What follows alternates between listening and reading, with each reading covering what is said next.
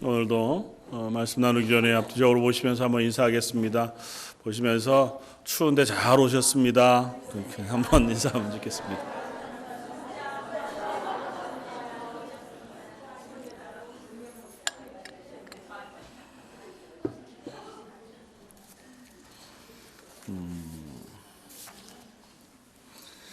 신경림이라고 하는 시인이 쓴 시 중에서요, 가난한 사랑 노래라고 하는 시가 있습니다.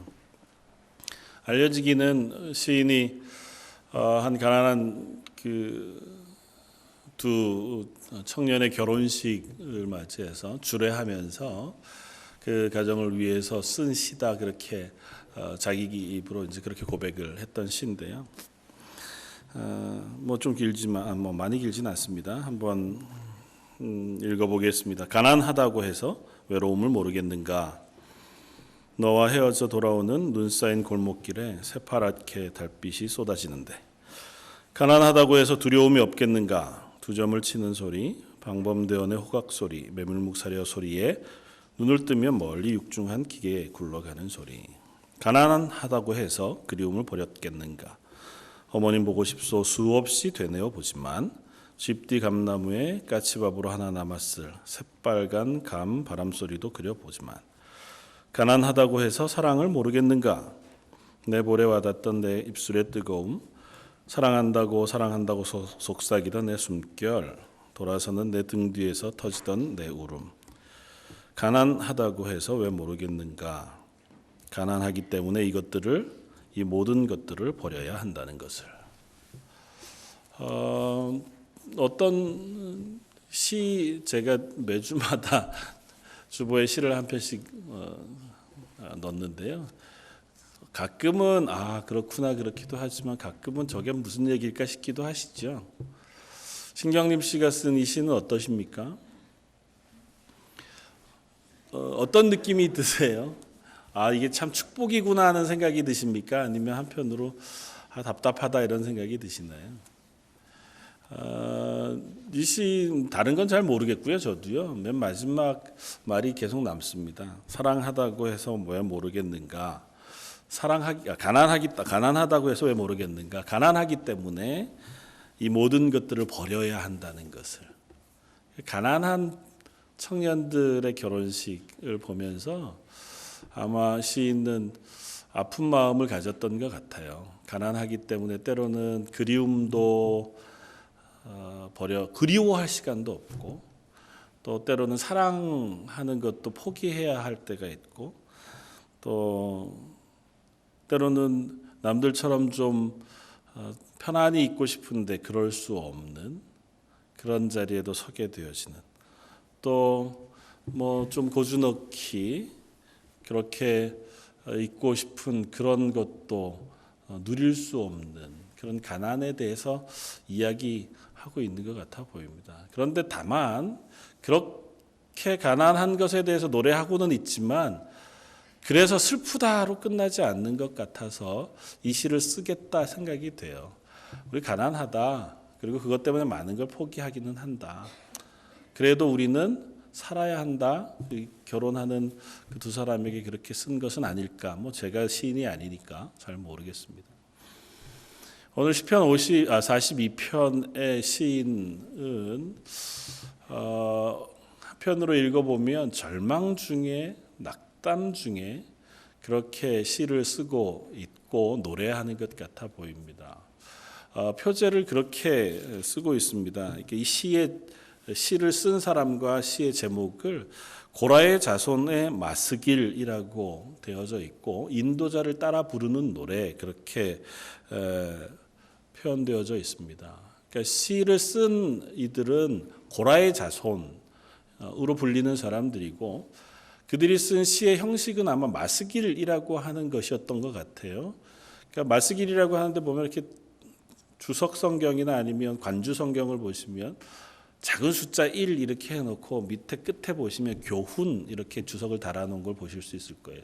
마스길이라는 단어가 정확하게 무엇인지는 잘 모릅니다. 근데 보통 어원을 따져서 짐작해 보건대 교훈하는 내용, 가르치는 내용 이렇게 좀 알려져 있습니다.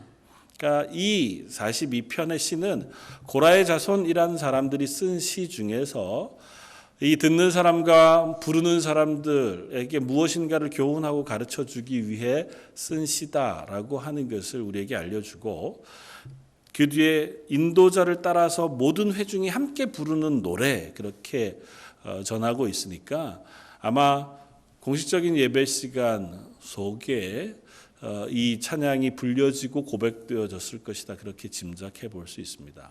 왜냐하면 고라의 자손이라고 하는 이 사람들은 레위 지파 가운데 찬양대원들이었어요. 그러니까 구약에서도 성전 안에 제사하고 하나님을 예배하는 가운데 성가대로 선 사람들이 있었는데 그 사람들이 고라의 자손들이었습니다. 그래서 그핫과 고라의 자손들이 하나님을 찬양하는 일을 전담해서 맡았어요. 그래서 대대손손 내려오면서 레위 지파, 제사장 지파 중에서 이 두 가문 사람들은 계속해서 찬양대원으로 성전에서 섬기는 사람들이었습니다. 그러니까 이들이 시편 42편부터 시작되는 시편을 1권, 2권 이렇게 나누기도 하는데요. 2권 안에 나오는 많은 시들을 이 자손들이 썼습니다.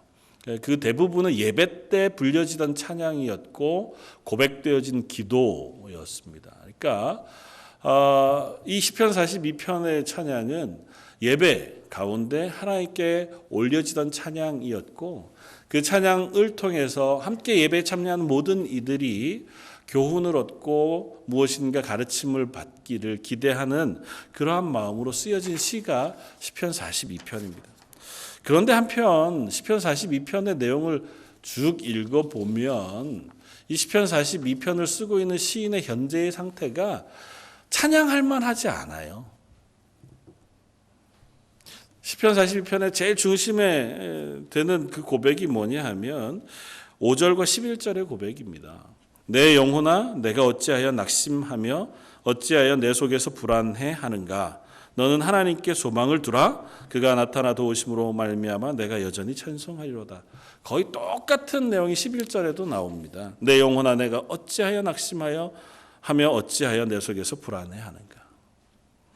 똑같은 본문으로 우리가 부르는 찬양도 있잖아요. 나의 영혼아, 날마다 어찌하여 마음속에 낙심하고 불안해하는가? 이 시인의 지금 현재 상태는 이것입니다. 너무 낙심이 되고 너무 불안하고 너무 혼란스럽습니다. 그러니까 그리스도인임이 분명해요. 그러니까 하나님을 믿는 사람이 분명해요. 그러니까 찬양하겠죠. 기도하겠죠. 그런데 현재 상태는 낙심과 불안과 혼란이 가득한 그런 상태에서 노래하고 있습니다. 그러면서 이 고난의 이유에 대해서 이 시편 42편 기자는 쓰는데요. 3절에 이렇게 했습니다. 사람들이 종일 내게 하는 말이 내 하나님이 어디 있느냐, 그렇게 말한다는 겁니다. 그래서 눈물이 주야로 내 음식이 되었다고 그렇게 고백하고 10절에도 똑같이 이야기합니다. 내 뼈를 찌르는 칼같이 내 대적이 나를 비방하여 늘 내게 말하기를 내 하나님이 어디 있느냐, 그렇게 말한다는 것입니다. 그러니까 지금 현재 내가 낙심하는 이유는 다른 것이 아니고 아마 대적들 혹은 나를 조롱하는 사람들의 조롱과 비방, 그것이 나의 낙심의 이유가 됐고, 그보다 더 근본적으로는 그 조롱을 받을 만한 내 상태, 그것이 나의 낙심의 이유였을 것이라고 짐작해 볼 수 있습니다. 대적이건 누구건 내 주변에 있는 사람들이 우리를 향해서 이 말을 이제 지금 저와 여러분들에게 하는 얘기로 표현하면 이런 거겠죠. 야, 너 교회 다니는데 왜 그러냐? 너 예수님 믿는다며 너가 하나님은 살아계신 하나님이라면서 너 왜 그 모양이냐? 고 하는 조롱을 지금 받고 있는 거예요. 너 하나님을 예배하는 사람이라며, 하나님이 너를 지키시고 보호하신다며, 하나님은 전능하신 하나님이시라며, 하나님은 창조주시고 살아계신 하나님이시라면서, 그런데 너는 왜 그래? 그 얘기를 지금 듣고 있는 거예요. 근데 그게 내 외적인 환경 때문이기도 할 겁니다. 내가 도무지 이해할 수 없는 환경 속에 내가 놓여 있는데 그것 때문에 가뜩이나 괴로운데 주변 사람이 나를 조롱하는 거죠. 너 왜 그 모양이냐? 너 그렇게밖에 안 돼? 그렇게밖에 못 샀는데 뭐 하나님이 그렇게 좋아? 뭐 이렇게 조롱하는 것일 수도 있고, 또 다른 한편으로는 내 영적인 상태도 그런 거예요. 내 영적인 상태도 그것 때문에 낙심이 되었습니다. 내가 어려움과 고난 가운데도 믿음을 단단하게 지키고 그렇게 나는 감사함으로 살고 있다. 그 상태가 아닌 거예요. 그러니까 마음이 속에서부터 낙심이 되고 괴로운 거죠. 사람들이 나를 조롱하는 조롱이 나에게 큰 상처가 됩니다. 진짜 하나님이 나한테 그러신 것 같아 보이거든요. 그래서 9절은 이렇게 이야기합니다. 내 반석이신 하나님께 말하기를 어찌하여 나를 잊으셨나이까. 내가 어찌하여 원수의 압제로 말미암아 슬프게 다니니까. 하나님 앞에 지금 토로하면서 하는 기도가 그거예요. 하나님 나 잊으셨습니까? 왜 날 잊으셨습니까? 왜 하나님 나를 여기에다 두셨습니까? 나 정말 하나님이 나를 잊어버린 것 같은 그런 자리에 있습니다. 그렇게 고백하는 고백이 시편 42편의 고백이. 저와 여러분들이 얼마든지 놓여질 수 있는 자리라고 생각이 됩니다. 사실은 저와 여러분들의 신앙의 고백은 금방 우리 찬양대의 찬양처럼 혹은 우리가 오늘 예배 가운데 하나님께 드리는 기도와 찬양처럼 고백처럼 하나님은 우리를 사랑하시는 분이시고 나의 하나님 되시며 그 하나님은 변치 않으시고 내 하나님으로 나를 지키시는 하나님이십니다라고 하는 고백을 저희가 가지고 있습니다. 저는 그 사실을 우리가 놓치지 않고 살아가는 그리스도인인 것을 믿습니다. 그런데 오늘 제목처럼 그 고백과 우리의 경험 사이에는 너무 큰 간극이 있는 거죠. 고백은 하나, 현재 내가 살아가는 삶 속에 만나는 경험, 삶은 그 고백하고는 좀 동떨어져 있어 보인단 말이죠. 나는 하나님 한 분만으로 만족합니다. 그렇게 금방 찬양하고 고백했는데 뒤돌아서면 만족하지 못할 만한 게 너무 많아서 마음이 상한 그 삶 속에 우리가 놓여져 있고, 하나님 살아계셔서 내 모든 것의 주인이십니다라고 하는 고백을 우리가 분명히 믿음으로 고백하고 길을 나서지만 하나님이 정말 살아는 계실까? 하나님 내 기도는 왜 안 들으시지? 거기까지도 못 갈 때도 많아요. 난 정말 소망이 없다. 할 의욕도 안 나고 어떤 기대도 없고 그냥 다 때려쳤으면 좋겠다. 그런 자리에 우리가 놓여지는 그 간극을 늘 경험하면서 산다는 거죠. 근데 사실은 그렇다고 해서 이 고백이 거짓말이냐? 그렇지 않은 줄 압니다. 그 고백은 우리의 믿음의 고백이고 또 우리가 진솔하게 하나님 앞에 드리는 고백이 분명한 줄 알아요. 그런데도 여전히 우리의 현실 속에서 느끼는 경험과 현실은 그와 같은 아픔과 낙심과 지침 속에 놓여져 있을 때가 너무 많다는 거죠. 오늘 시편 기자의 그 찬양 시편 42편의 고백은 그와 같은 자리에 선 시인의 탄식과 고백인 줄 압니다. 이 시인은 그래도 그 와중에 자기의 소망을 노래해요. 그 소망을 어떻게 찬양하냐면 우리가 보았던 5절과 11절에 거듭 뭐라고 얘기합니까? 내 영혼아 내가 어찌하여 낙심하며 어찌하여 내 속에 불안해하는가 하고 나서 너는 하나님께 소망을 두라고 그렇게 선포합니다. 나를 향해서. 그러니까 이 땅에 있는 것은 혹은 주변은 혹은 내 현재의 마음 상태는 낙심과 불안과 힘겨움이 가득하지만 우리 거기에다 소망을 두지 말자. 하나님이 나의 소망이 되시지 않느냐 하고 스스로를 다독거리고 있는 거예요. 그러면서 하나님 앞에 그 고백을 가지고 기도하고 있는 겁니다. 하나님이 나의 하나님이 되십니다. 그렇게 고백하고 내가 그 하나님을 기억합니다. 그래서 6절에도 이렇게 고백해요.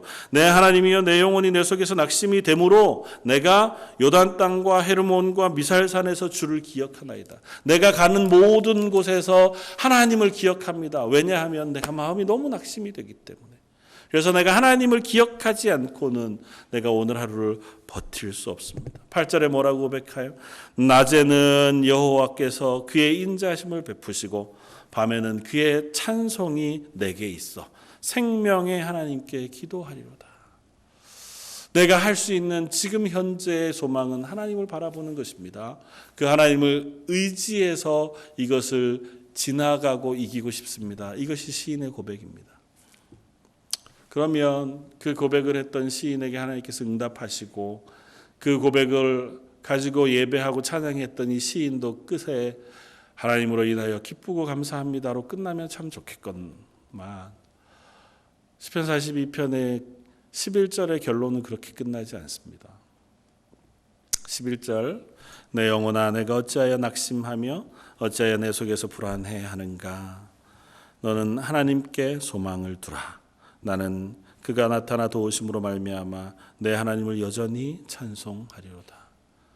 현실은 바뀌지 않았지만 그리고 내 낙심도 완전히 끝나지 않았지만 여전히 나는 내 속에 낙심이 있고 여전히 불안이 있고 영적으로 침체되어져 있는 상태에 있지만 그래도 나는 또 그 소망을 붙잡고 그 하나님을 향해서 내가 찬양하고 나아가겠습니다로 끝나요. 변하지 않는 하나님 앞에서 낙심이 돼서 하나님을 붙잡고 기도했는데 여전히 낙심할 만한 상황 속에서 여전히 난 그 하나님을 붙잡고 기도합니다로 끝나요. 그럼에도 불구하고 이 시인의 고백과 이 시인의 마음이 저와 여러분들의 마음이 되기를 주님의 이름으로 축원을 드립니다.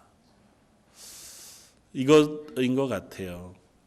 이 시인은 적어도 내 현실 속에 있는 낙심, 그것이 내 믿음의 고백을 덮어버리도록 내버려 두고는 있지 않습니다.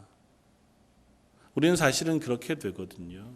내가 이 9절에서 얘기하고 있는 것처럼 내 반석이신 하나님, 하나님을 반석이라고 변하지 않으시고 내 반석이 되신 하나님이라고 고백하면서 뭐라고 묻냐 하면 어찌하여 나를 잊으셨나이까. 그렇게 하나님이 나를 왜 잊어버리시고 나를 여기다 두십니까? 그 한탄과 안타까움과 고백으로 내 모든 믿음의 고백을 덮어버리고 눌러버리도록 내버려 두지 않습니다. 사실 우리는 그럴 때가 너무 많거든요. 내 눈앞에 있는 문제들, 아침에 깨면서 마음속에 일어나는 근심들, 오늘 혹은 내일 앞으로 닥쳐올 수많은 걱정들을 생각하느라고 걱정에 꼬리를 물고 근심이 걱정이 그 모든 것들을 덮어버리고 그것이 나를 온통 삼켜버리고 나면 그 안에서 우리가 예배하는 것, 기도하는 것, 하나님에 대한 말씀 이런 게 몽땅 사라져버리고 맙니다. 내 마음을 온전히 덮고 있는 건 다 뭐냐면 걱정, 근심, 분노, 슬픔, 회한, 무기력 이런 것들이 나를 다 덮어버리고 말아요. 내 시인이 이야기하는 건 나는 그대로 내버려두지 않겠다는 것입니다. 내 고백이 그 문제와 어려움, 현실의 그 낙담을 위로하고 그것을 끌어당겨 인도해 갈 수 있는 힘이 되기를 소망하고 있는 것이 이 시인의 고백입니다. 저와 여러분들도 그렇게 되기를 바랍니다. 많은 문제가 있겠죠. 살아가다가 보면 우리의 현실 속에서 만나는 어려움들이 있을 테고 영적으로도 침체될 때가 너무 많이 있을 줄 압니다. 우리가 마음이 지칠 때도 있고 신앙이 연약해질 때도 있고 그럴 때에 그 문제와 연약함과 무기력이 내 모든 믿음의 고백을 덮어버리도록 내버려 두시지 마시고 우리가 하고 있는 믿음의 고백 그것을 가지고 그 무기력과 힘겨운 것들을 이겨낼 수 있게 되어지는 저와 여러분들이 되시기를 주님의 이름으로 축원을 드립니다. 오늘 시인은 그래서 그 하나님 앞에 이 낙담할 만한 상황을 대응해 나아가고 있어요.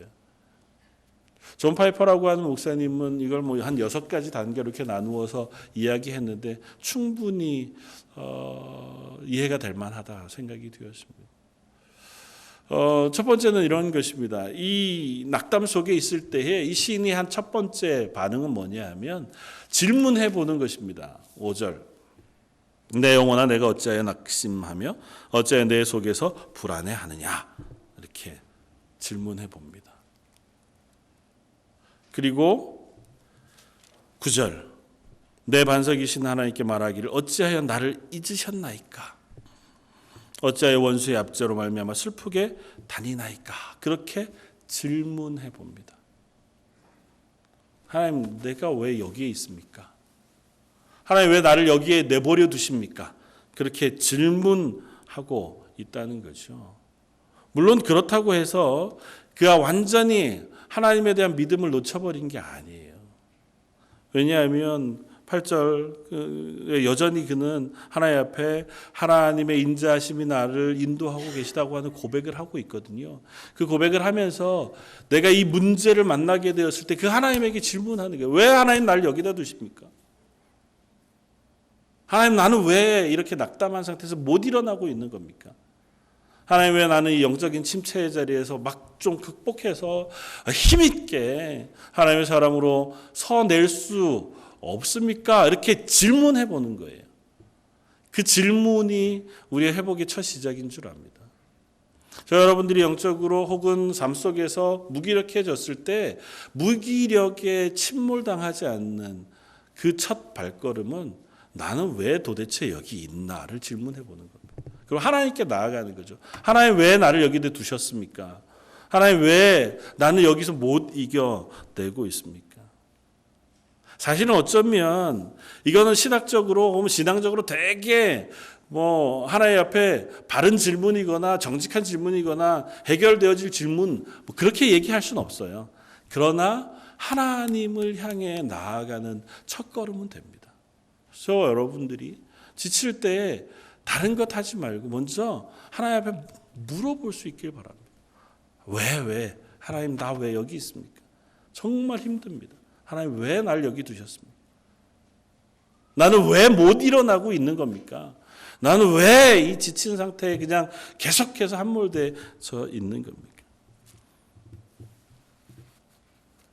그 무기력이 우리를 침몰하도록 내버려 두면 그 자리에서 일어나는 건 참 어렵습니다. 제가 가끔 말씀드렸던 부인의 난치병 때문에 벌써 5, 6년째 병원 생활하고 계신 한 집사님이 그 글 속에 최근에 그런 글을 올렸더라고요. 바람의 방향을 바꾸시는 하나님. 이제는 6, 7년이 됐으니까 더 나아지지도 않고 계속 절망적인 상황에 있으니까 힘겨운데 그래도 믿음으로 잘 버티고 계셨어요. 그런데 몇 가지 문제들이 겹쳐 발생했습니다. 그러면서 당신 입술로 도저히 더 이상은 지탱할 수 없을 만한 낙담한 지경에 놓여져 있었다는 거예요. 믿음을 잃지도 않았고 믿음의 고백을 놓치지도 않았고 그 하나님 살아계신지도 아는데 마음이 회복이 안 되더라는 거예요. 자꾸 어차피 더 나아질 가능성이 없는 것.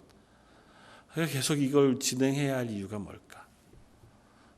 근데 그렇게 하루 몇 시간을 그렇게 침상 곁에 앉아가지고 아내도 내버려 두고 낙심하고 있는데 딸한테서 전화가 왔답니다. 딸은 이제 대학을 다니고 있는데 기숙사 생활을 해요. 같이 못 있는데 전화가 와서 자기 이제 얘기를 조잘조잘하고 그 얘기를 이렇게 아내하고 하는 통화 그 옆에서 같이 통화하면서 들으면서 그냥 그 아이 얘기를 듣는데 마음속에 조금씩 변화가 생기더라는 거예요. 이전에 있었던 낙심과 근심들이 그 문제가 해결된 게 아닌데 마음이 조금씩 이렇게 치워지더라는 겁니다. 그러면서 마음의 바람이 이렇게 불어가면서 그 마음속에 있었던 근심 같은 게 이렇게 지나가 버리고 그 근심 내가 없었던 적이 있나? 지난 6년, 7년 동안 그 고민과 어려움과 낙심을 놓친 적이 있었나? 그런데도 하나님이 지금까지도 이렇게 지켜주셨는데 그 마음으로 바뀌더라는 거예요. 그러면서 그냥 딸이 하는 이야기가 반갑고 그래도 그 어려운 와중에 딸이 즐겁게 얘기해 주는 것이 마음을 기쁘게 하더라는 겁니다. 우리가 하나님 앞에서 만나게 되어지는 낙심은 어쩌면 지나가는 바람과 같을지도 모릅니다. 그 낙심과 문제들에 대한 절망, 그것으로 인한 아픔, 힘겨운 것들은 우리 인생 가운데 한순간 지나가는 바람에 불과할지 몰라요. 물론 지날 때는 너무 힘들고 아프죠. 벗어날 수 없을 만하죠. 그러나 하나님 입장에서 보았을 때, 우리 인생 전체를 놓고 보았을 때는 그 과정은 통과하고 지나갈 만한 것일 수도 있습니다. 그것으로 끝나지 않아요. 하나님, 우리의 하나님이 되시는 한 우리가 그 자리에서 끝나지 않습니다. 성경 분명히 이야기하는 것이 우리를 끝까지 사랑하신 하나님이 우리를 하나님의 나라까지 인도하시겠다는 거잖아요. 100번 양보해도 이 땅에서의 삶이 우리가 고난과 힘겨움을 내가 버거워 이기지 못하는 삶을 산다 할지라도 우리 인생이 그것으로 마무리되지 않는 것은 분명합니다. 지나갈 것들이.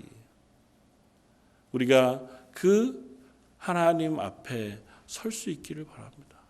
시인은 그래서 그 절망 가운데 하나님 앞에 질문한 다음에 그 하나님의 주권적인 사랑을 인정하는 자리로 나아갑니다. 낮에는 여호와께서 그의 인자하심을 베푸시고 밤에는 그의 찬송이 내게 있어 생명의 하나님께 기도하리로다. 그 하나님을 생명의 하나님으로 표현해요. 내 생명의 주인이신 그 하나님께 내가 기도하며 나아가겠습니다.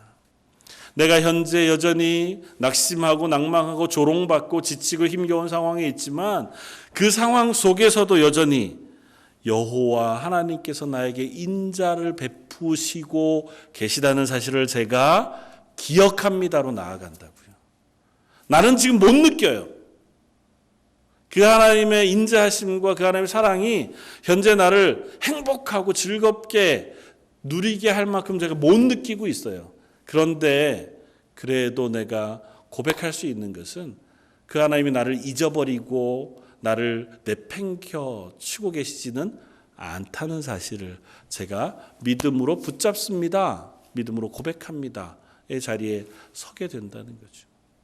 시인이 그렇게 고백하는 것은 지금 나는 경험했습니다가 아니고 그걸 소망합니다. 내 믿음으로 고백합니다예요. 그래서 이 기도는, 이 찬양은 믿음의 찬양이고 믿음의 고백이에요.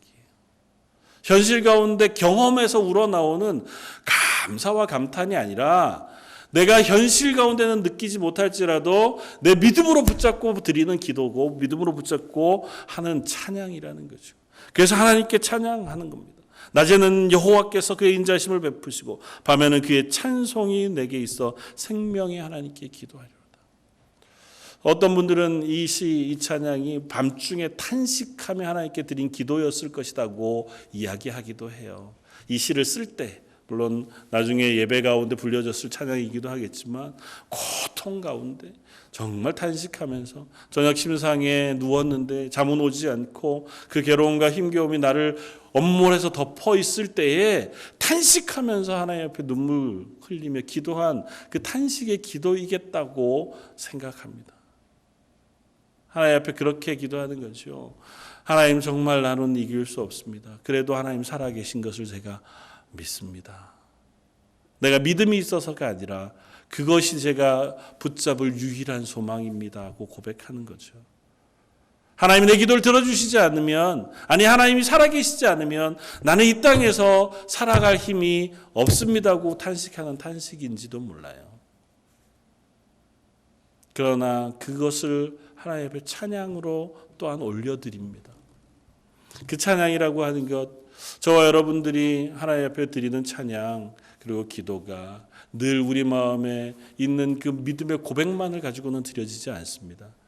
오늘 우리가 찬양팀과 함께 했던 찬양 혹은 예배 가운데 불렀던 찬송가들 아니면 삶의 순간순간마다 여러분들이 가정에서 혹은 마음속에 읊조리면서 하나님께 드리는 수많은 찬양들, 그 찬양이 정말 내 마음의 믿음의 고백이 돼서 그 찬양을 드리는 건 아니잖아요. 나의 힘이 되신 여호와여 그렇게 찬양할 때에 정말 나는 하나님이 내 힘이 되시기 때문에 나는 찬양합니다. 그게 아니잖아요. 뭐 그러신 분들에겐 죄송합니다. 저는 그렇지 않을 때가 좀 있어서요. 보통 그 찬양 언제 하냐 하면 내가 힘이 없을 때, 하나님이 내 힘이 되어주시기를 간구할 때,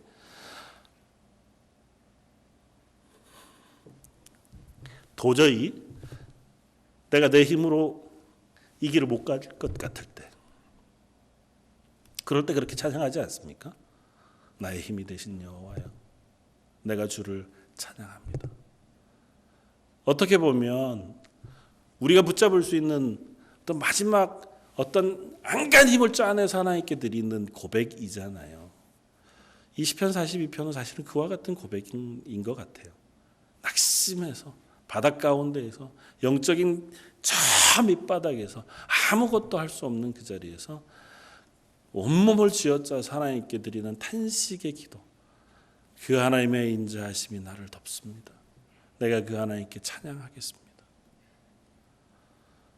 그것이 저와 여러분들의 고백이었으면 좋겠습니다.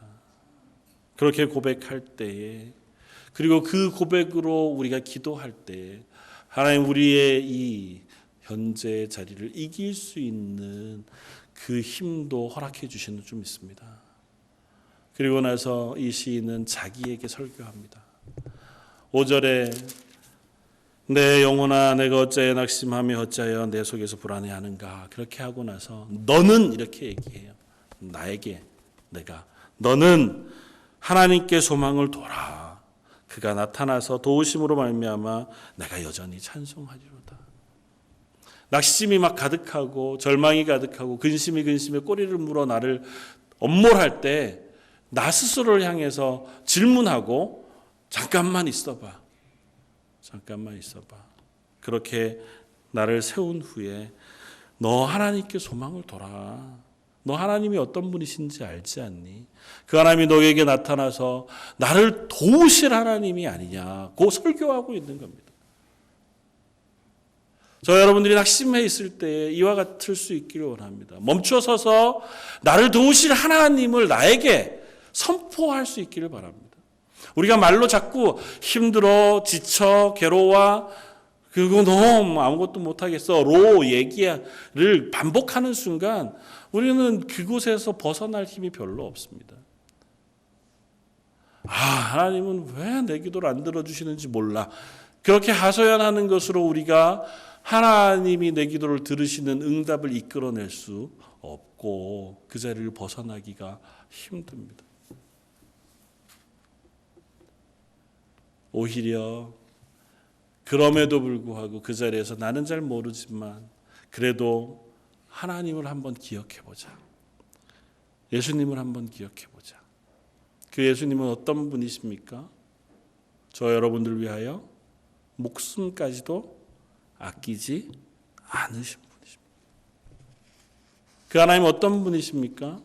창세전부터 지금까지 한 번도 하나님 앞에 하나님의 말씀에 순종하지 못했던 우리들을 여전히 사랑하셔서 우리를 위하여 당신의 가장 소중한 것까지 아끼지 않고 내주셔서 우리를 당신의 것 삼으신 하나님이십니다.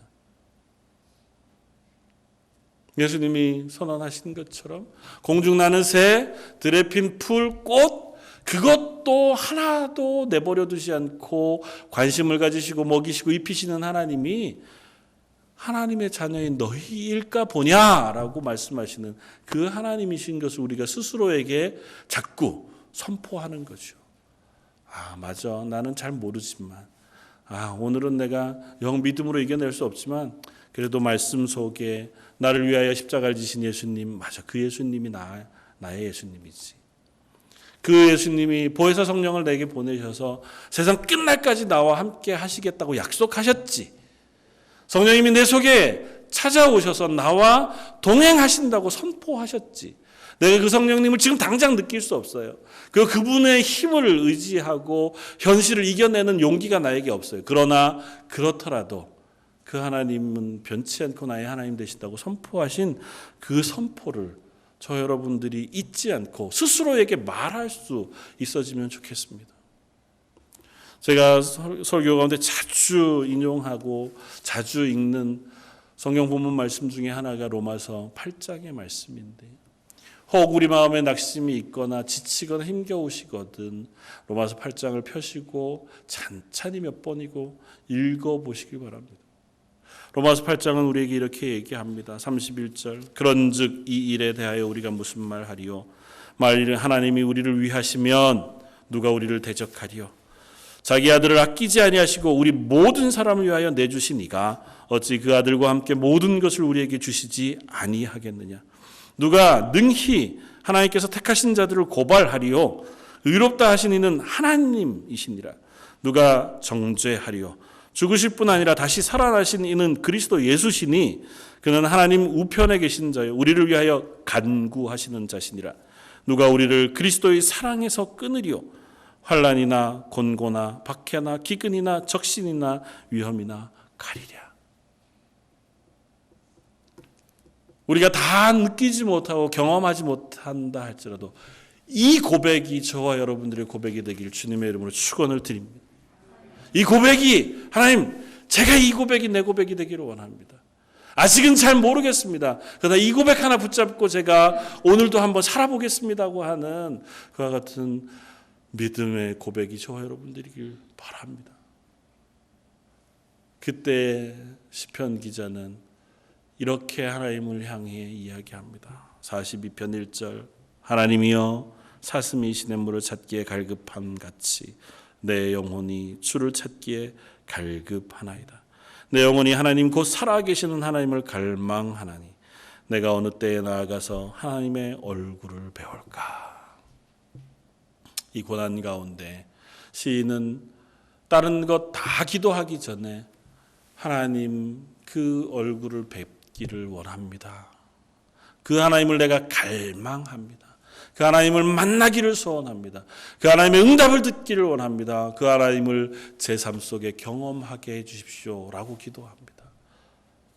저 여러분들도 이 땅 가운데 살아가면서 그 하나님을 갈망하고 그 하나님의 은혜를 사모하고 그 하나님의 임재하심을 소망하는 자리에 섰기를 원합니다.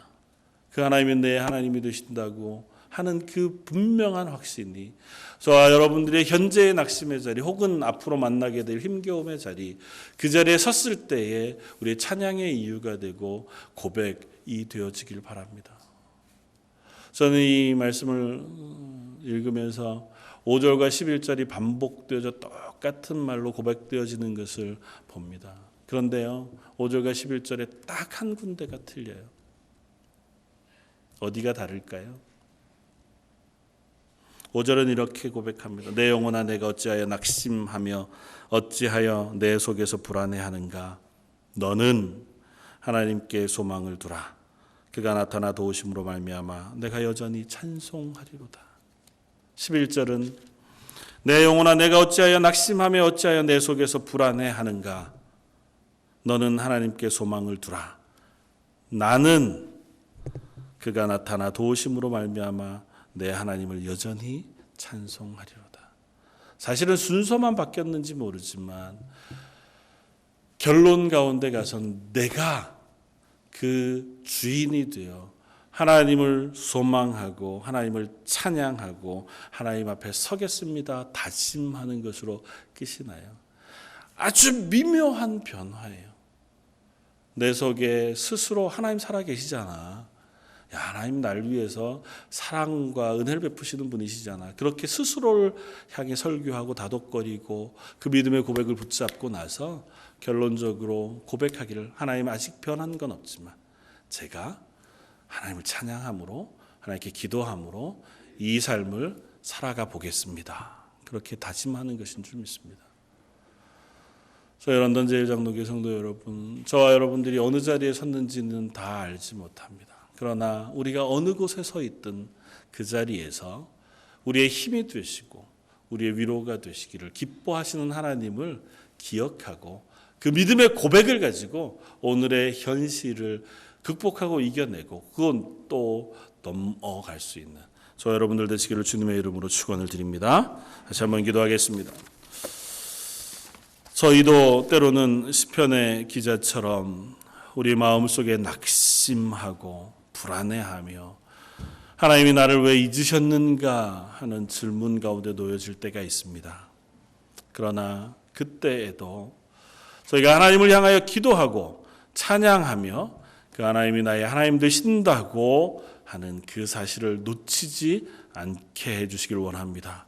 저희가 고통 가운데 혹은 아픔 가운데 탄식하며 하나님 앞에 부르짖을지라도 그 기도를 들으시는 하나님께서 저희들의 삶 가운데 임재하셔서 하나님이 나의 하나님 되심을 경험하게 하여 주옵소서.